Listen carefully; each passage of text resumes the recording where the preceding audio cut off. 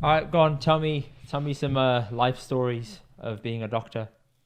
So this week, it's not so much that there's no kind of funny anecdotal story as such. It's just real teaching, basically.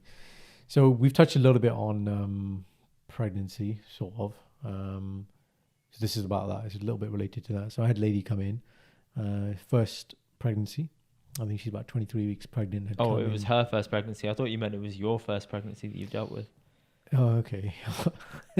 See how I led you down one room. Went whoop. No, when you said that, I thought you thought I was alluding to that I'd got her pregnant or something. Yeah, Like yeah. oh, That's right, why I right. did Yeah, that and yeah. flipped. Yeah, See what I did there? yeah. Not that, man. Not spreading the seed, man. Um, yeah, so she'd come in because she'd been referred by her GP because she had some chest pain. Now, previously we've spoken a little bit about chest pain and sort of what we call anginal, heart-related, heart attack style chest pain. But chest pain can be caused by many things. In a pregnant lady, one of the big things we worry about is a blood clot, okay, in the lungs. So you think about the heart has to get oxygenated blood, so blood with oxygen from the lungs. So you breathe in air, the air comes into your lungs and then crosses over, and the blood that's coming to the lungs gets that oxygen, goes back to the heart, and then that heart, your heart, pumps it to the rest of the body. Mm-hmm. So what I'm talking about is that set of vessels that get the oxygen from the lungs. If that has a blood clot in there, we call that a pulmonary embolism. Pulmonary is anything to do with the lung, essentially. Embolism, clot that's moved somewhere. So, and this can be life-threatening, right? So pulmonary embolism, or a PE, which is what we use as short, has a spectrum. Like you can have a PE and not really know, like a little bit of pain, or you can have a PE to the point where you could die. Pregnancy is what we call a hypercoagulable state. Mm-hmm. So coagulability is the clotting of your blood, essentially. So hypercoagulable means you're in a more you're in a heightened state where it's easy to clot. Okay, so pregnancy is one of those conditions. Pregnancy is obviously very natural, and so what we tell pregnant ladies is if you notice a unilateral one-sided swelling of your calf, and this is true for anybody, not just calf. So I'm going to start with the calf. Right. So this part here, if you get a swelling or a pain here, that might be a DVT, a deep vein thrombosis. So common people this will happen to is, say you've broken something in your foot and now you're in a cast and you're immobile for like 6 to 8 weeks, not moving. You're at risk of having a DVT, which is why when you go home from having surgery or being put in a cast, they'll give you these injections to thin your blood. You spend time in hospital, so you'll know they give you what we call enoxaparin, which is to thin your blood, because generally, like when you're in normal day-to-day, you're moving around, aren't you? But if you're in a hospital, you admit you just sit on the bed all day. Some people do that. Yeah. We encourage people, even if you're in a hospital, go walk about the hospital, kill your time, because you want to reduce that chance of a DVT, a deep vein thrombosis. So what can happen Can is... you not get that on flights? Just yeah, exactly the same thing. So which is why we say... my mum had that, yeah. She's had DVT. When she came back from, where did she come back from? India, Australia, Canada. I think she went to America. No, she did go to America. Yeah, she came back and she had DVT. So Because swelling in the leg, pain. yeah, Yeah, bad. There you go. So, I mean, generally what we say on flights is just try and move about. Yeah, Right? Wear the tight stockings if you want. which she didn't wear. I mean, yeah. She normally does. Oh, she normally does. Okay. Fine. So the risk... Now, DVT in itself isn't that harmful. Okay, so... The risk is if the DVT moves. So it comes from your leg. That's what we call embolization. So it's the movement of the DVT that goes up and then causes the pulmonary embolism. That can be life-threatening. The common symptoms you'll present with are shortness of breath. It's difficult in pregnancy because the more the pregnancy advances, because you're bigger in weight and the baby's compressing things, you are going to be a bit more short of breath. So knowing what's pregnancy-related and what this could be is difficult, especially if you're the person, you don't know, this is a bad day for me, is this normal, is this abnormal? Yeah. Shortness of breath, coughing up blood, pain when taking a deep breath in. So I'll say to my patients, right, what I want you to do is now take a big breath in and out. Was that painful? And obviously checking the cough. Does it only present in a cough, nothing else? No, it doesn't have to present. I'm just saying if you have a DVT, the risk is it can go to PE, but you can have a PE natively anyway, i.e. without a DVT. So if you have these symptoms, if you had a recent flight, if you're a lady and you're on contraception, or you're on HRT, or you got a family history of DVT, so some people have these things when they're very, very young. It can run in families. There are conditions which predispose you to clotting quicker, then you need to seek medical attention.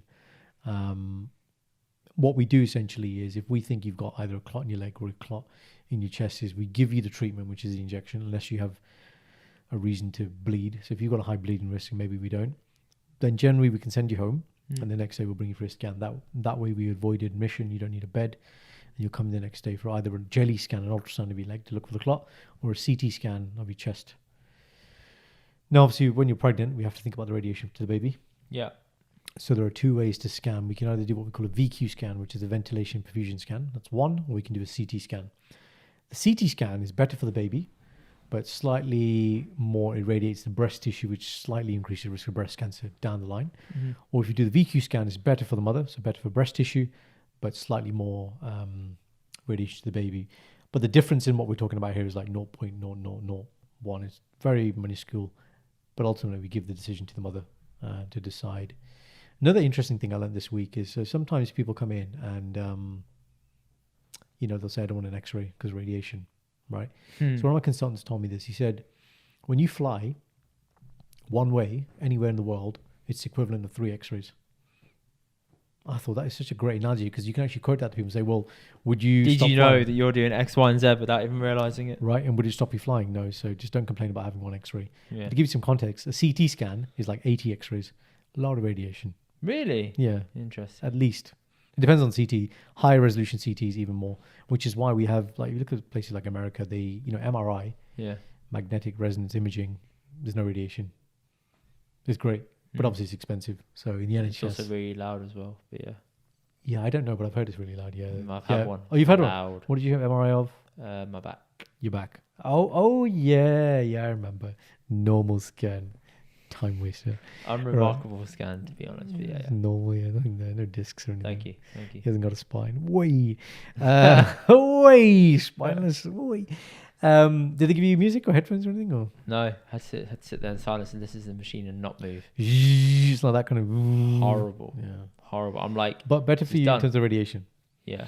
right? Because when we have young people and we're thinking about CT scans, we think, are we then potentially putting at risk to develop some cancer in the future? So the overuse of CT is something we have to think about. And if we can do ultrasound, which is obviously non-radiation based, or MRI, we will do that. But in emergency settings at the moment in the NHS, it's all about speed, and CT is still. If you come in and we think you're having a stroke, you're gonna have a CT scan of your head. Yeah. In America, you might go straight for an MRI head, much more sensitive. You can pick up bleeds quicker, strokes quicker. But we just don't have that here yet. So with this lady, what did you do? So this is actually early in the week. So I actually don't know the outcome, because this was the day it happened. So the scan would have happened today, and I wasn't at hospital today. But I'm in tomorrow. So next week I'll let you guys know on the outcome. But very common thing. Now, if you went in and we were suspecting this DVT or blood clot, there is a blood test we do, which, if it's negative, tells us 99.9% you haven't got a clot. It's a great test if it's negative. If the test is positive, it suggests you may have the clot. There are other causes for the blood test to be raised as well. Annoyingly, pregnancy is one of those causes. So although we do the blood test, we hope for it to be negative, because that's great. But if it's positive, it could just be the pregnancy that's causing that raised blood test. So in that scenario, we have to base it more on the symptoms. Are the symptoms we're seeing suggesting? Now, this lady, when I looked at her ECG, the tracing of the heart, there are actually some changes which are suggestive of a blood clot. So I was more inclined to say, actually, well, okay, this probably we should take more seriously, because there are ECG, these are hard findings. And someone of her age, I don't expect her to have these ECG changes. So when you have a kid, your blood levels can go When you all have over the place. When you're pregnant, right, your blood pressure goes high, or your blood pressure goes high, your heart rate can go up. There's just so much, because your hormones change in the trimesters. So you see different things in different trimesters. But there's so much variation of normal. And so everything you have to take so you have to be aware of it all. we would say you see it in a clinical context, which is kind of like saying take everything with a pinch of salt. Yes, it could be this, but in the context of pregnancy, is it going to be that? Yeah. Otherwise, you just end up, same with medicine in general, you can over-investigate. You can think everything is cancer, everything's a bleed. But it doesn't serve you, then you're not developing any skill. The skill is knowing when to investigate, when not to investigate. Yeah. Damn. There you go, guys. So look, if you have a swelling of your leg, one side, and it's not red and it's not hot, but it's painful, that could be a blood clot. Get in, get a scan, get a blood test, get it sorted. If you've got chest pain and it hurts when you take a breath in, you're coughing up blood, and in the context of a recent flight, or if you're a lady, contraception, pregnancy, get checked. I like that plan. Mm-hmm. Sweet.